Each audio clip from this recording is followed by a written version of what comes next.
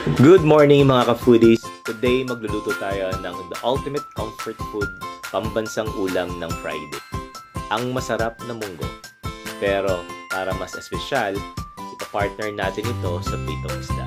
Siguradong mas masaya ang kain natin. Tara, samahan niyo ako sa pag-prepare ng isang masang ulam na siguradong katakam-takam. Para sa ating ingredients, simple lang ang kailangan natin.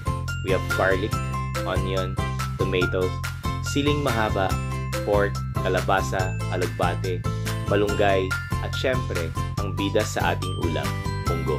Ready na ba kayo? Let's start cooking. Una, let's saute the garlic at onion hanggang maging golden brown. Halo na natin ang kamatis para lumabas ang katas. Sunod, ilagay natin ang pork at lagyan ng black pepper para dagdag lasa.